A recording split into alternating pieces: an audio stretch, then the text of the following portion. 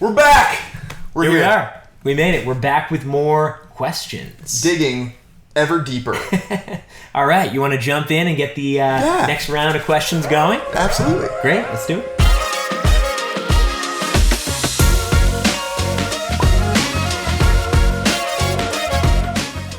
One more of the deep ones? Then we'll get into the...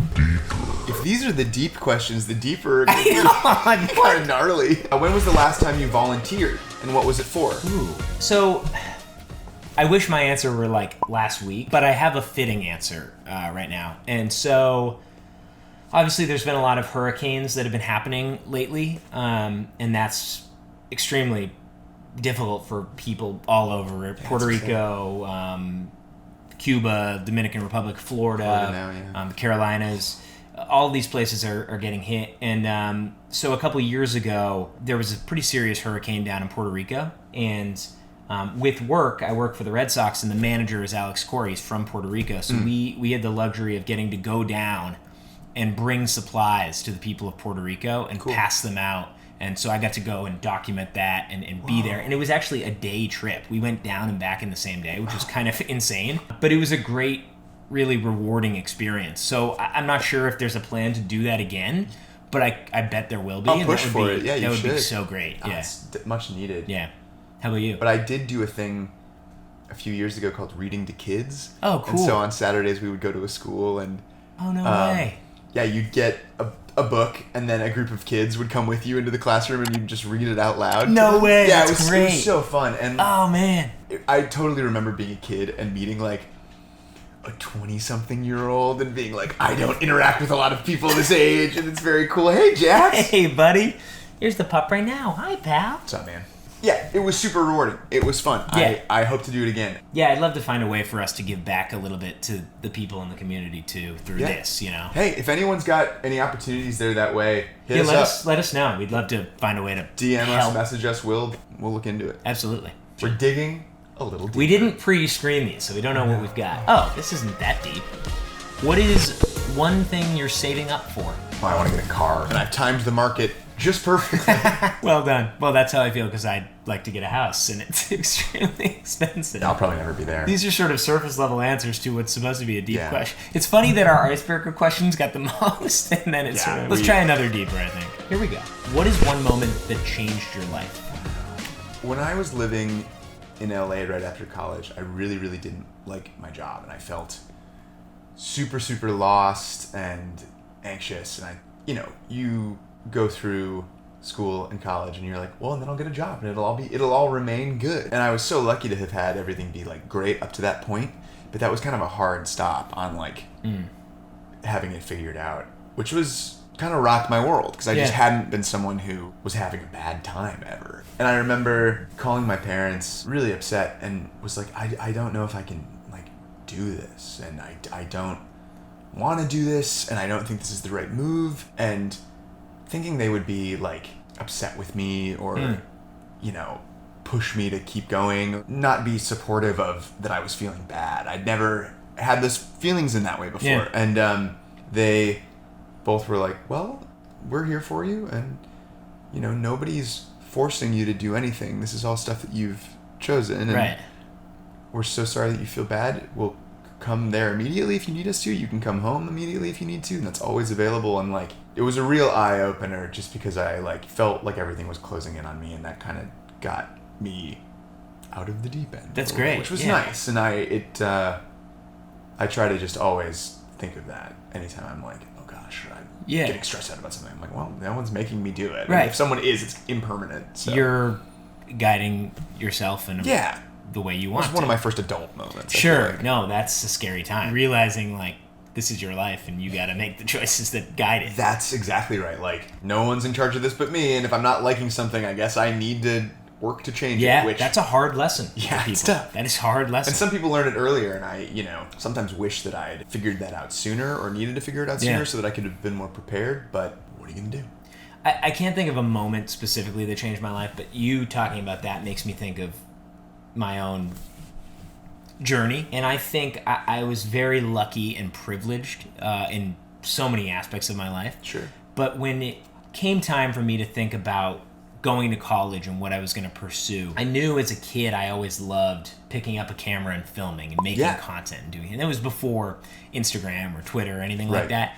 But I knew I loved it. And the only far off thing I saw that could be was like a Hollywood director or anything like that. Yeah, sure. But I was like, whatever, I love doing this. I'll figure it out.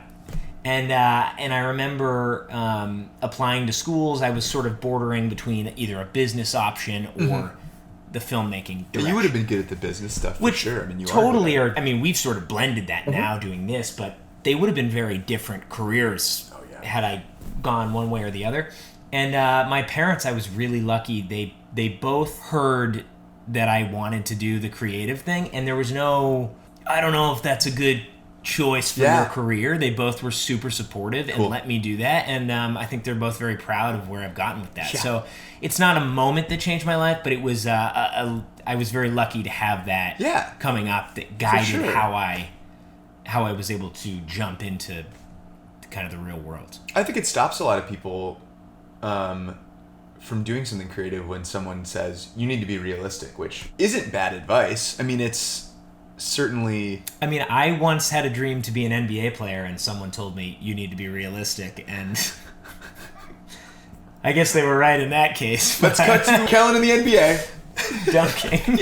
Yeah, but no, I think the lesson that I learned and I've really internalized is like, if you want something, you can make it happen. And that's harder for some people. A lot of people, there's privilege, there's background, there are certain challenges that some people have. So it's hard for me to just sit here and say that. But, you know, that is a way that I try to live my life and try to make the life that I want to have. And I think it's, if you want something and you take small incremental steps towards that thing every day and every time you can, you'll get closer to getting that thing. Like, totally. I definitely wanted to be like a professional musician or like songwriter, and in a strange way that I couldn't have predicted, we get to do that. And it's not like how I make my living, but it's certainly what I get to do. Yeah, it's not to say it's without hard work, but it's something that, like this, for example, we set our mind to every day for the last 2 years and put in the work, and it's really come to fruition in a way that we couldn't have ever imagined, which I think is the case in so many things in life. If you put a little effort behind it and really focus on the goal, you can definitely get there. Yeah, and as we always say, like, that's easier when you're part of a team. Absolutely. Next question. Yeah, that was great. What is something embarrassing you do when no one is home? Oh, man. I fully talk to myself. I heard you when you were working in the office being like, buy low, sell high. Yep. Well, sounds crazy, but I'll have full conversations with myself. If anybody else does that, feel free to leave a comment just so I know I'm not truly insane. Are you giving yourself new perspectives? I just will externalize my thoughts, and especially when I'm working. So what you heard, I was working on video animation graphics, and so rather than keeping it in my head, I'm just talking them out so I can almost get them out into the computer and into the world. And I don't know, there's something that clears my cluttered head by speaking it, and when no one's around, I feel, I guess, that it's safe to just do that. You're gonna be diagnosed with something. I know. Someone's gonna be like, actually, I know what that is. That's bad. Yeah, that's something I do, and it's definitely embarrassing when somebody hears me. I know you heard me the other day, and I know Alyssa's heard me be like, what are you doing in there? But it happens. What do I do that's embarrassing when no one's home? Singing is... That's some embarrassing. I think for us, it's a way of life. Totally a way of life. You do karaoke. I do karaoke, and I'm often caught. We can cut to the many times Kevin thought he was home alone doing karaoke. Oh my god, I do that. That is real. Abby pointed out that I often use the bathroom in full darkness. What? You just pee in the dark? How do you see? You just kind of see. Yeah, light. I mean, especially at night and stuff. I'm like, I'm not gonna. You don't want to wake yourself up with the light. Yeah. How about one more question to close things out? The deeper one? Okay. The deepest of them all. Ooh. What does loving someone mean to you? Let's think on that for a moment. Yeah, that is deep. Love is patient. Love is kind. Just recite that. I am learning this more and more every day. If I had to put it into words, and it's a hard thing because it's abstract. It's an abstract and a spiritual experience. But I think that when you really love someone, be that a friend, a family member, it is seeing them for all that they are, good and bad, loving and enjoying and supporting every part of that. And supporting every inch of who they want to be and who they're trying to be, and not ideally existing in like a judgment-free space. I mean, I think it's removing judgment from your relationship with someone. Sure. And it's acceptance, and it's a kind acceptance. And I'm learning that more and more every day. Yeah, and I think, I believe you started by saying practicing. Like, I think that is such a good word for it, because I do think the experience of loving someone, like you said, family member, friend, partner, whoever it could be, it's not an act of being, it's an ever-evolving state of growing. Sure. So it's not a static correct. thing. It's yes. And so, wow. You think? Tell us how you feel, buddy. Jack's is like, this is boring. And so you're making a conscious choice to accept this person, as you say, and grow with them and help them and support them and operate together to create something better. Yeah. And I think that's anyone who you love, you just want to see the best for. Right. And like, family members and friends, and as I said, partners and whomever it may be. And I don't know, could you love a stranger? I guess that's a whole different question. Yeah, I mean, I think you might want the best for them. Is that different though than... Wouldn't the greatest way to be is to have unconditional love for everything in your life? I mean, wouldn't that be so enlightened and so... It'd be hard. It would be challenging. Yeah. It would certainly probably feel pretty good. I think it would feel amazing. Yeah. It's hard to do that, so we start with the people who we are closest connected with and begin this practice there and start to expand upon that from there. Yeah, I think that's so interesting, because when you feel like you're practicing loving somebody and really doing it and embodying that, it's so much easier to spread that to other people in your life. Yeah. And all of the lessons that you learn from a great relationship or a great friendship, you start to take to new people that you meet. And then those people meet this much more loving version of you. And I totally agree. It's so interesting. It makes me feel good. It's what a fascinating question. I mean, we really... Oh, yeah. This is one I'll have to ponder over time, and it's very interesting to think about. When do you really think about what is loving someone?